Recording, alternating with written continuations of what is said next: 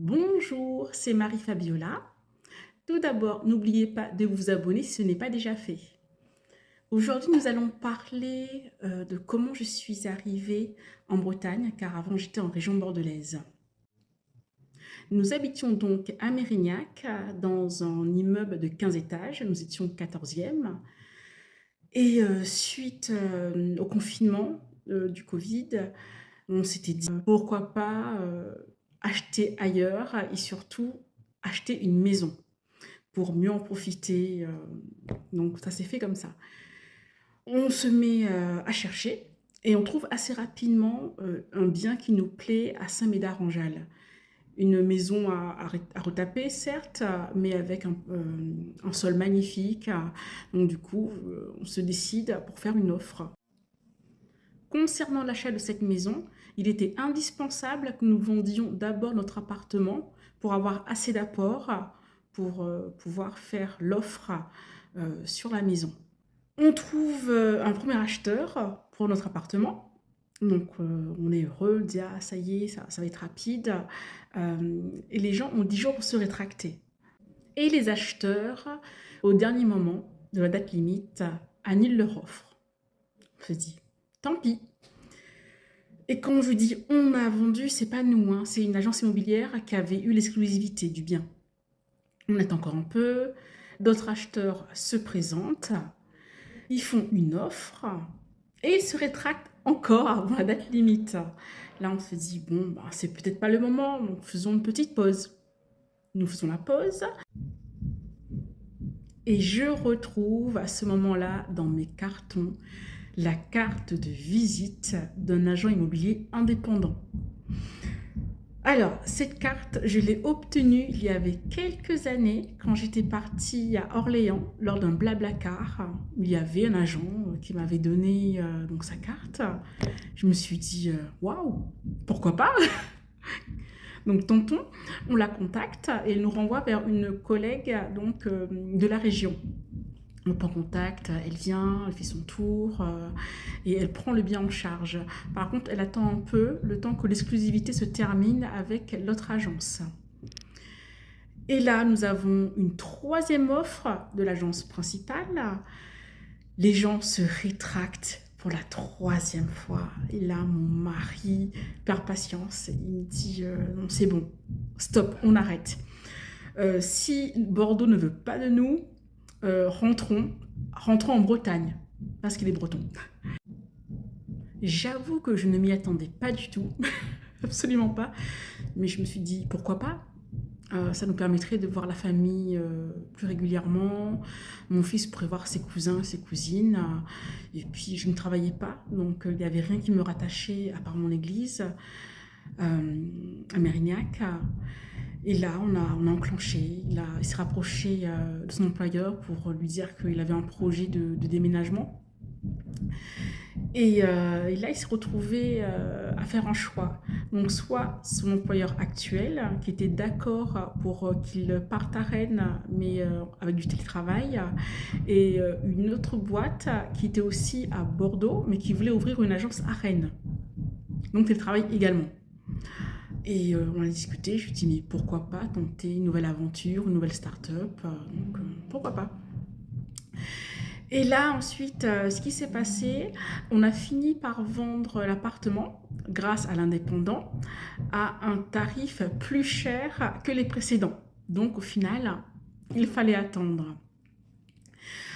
Pour choisir ensuite notre logement à Rennes, son futur employeur nous a mis en contact avec un prestataire qui faisait des visites à notre place.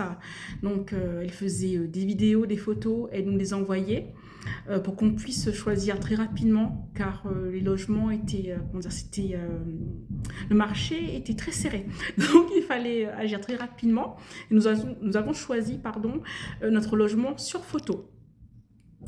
Donc, on valide et là, on nous envoie par courrier le contrat de location à signer et envoyer d'urgence. Pour être tout à fait franche, je vous avouerai que je pensais vraiment finir mes vieux jours à Bordeaux.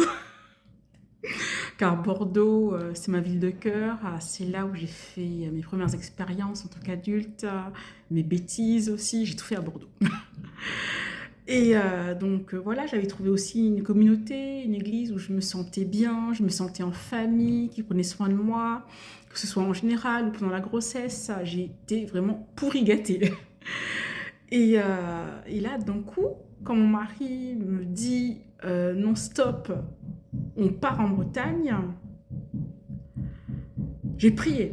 J'ai prié. J'ai dit, Seigneur, si tu... Enfin, je ne sais pas. Je ne sais pas ce que je vais faire en Bretagne. Je ne sais pas pourquoi. Je ne sais pas à qui. Mais je te confie la chose. Je te confie le sujet. Si je dois y aller, tu feras en sorte que les choses soient fluides, que les choses se passent bien. Donc, je ne comprends pas, mais j'obéis. Donc, en ce sens, je continue. On récupère les papiers, on remplit tout, et je n'avais pas d'enveloppe format A4. Donc, en semaine, je pars avec mon fils à la poste et j'achète à l'accueil une enveloppe format A4. Donc, je prends l'enveloppe et je m'installe avec mon fils dans un coin pour mettre les coordonnées de l'agence sur l'enveloppe.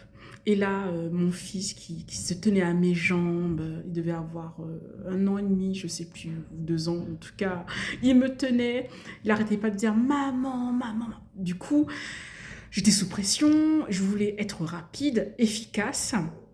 Donc, j'écris rapidement sur l'enveloppe. Et ensuite, je mets les papiers, je ferme l'enveloppe et je vais le redonner donc, à l'accueil de la poste. Et je m'en vais. Sur le chemin du retour, je me rends compte que j'ai oublié de timbrer le courrier.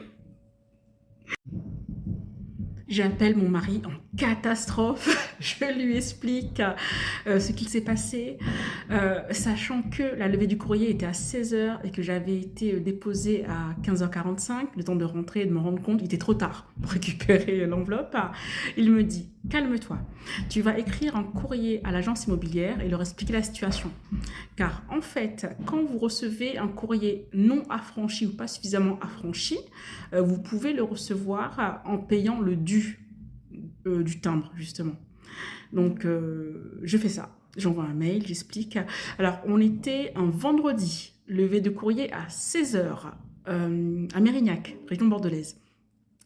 J'envoie le mail.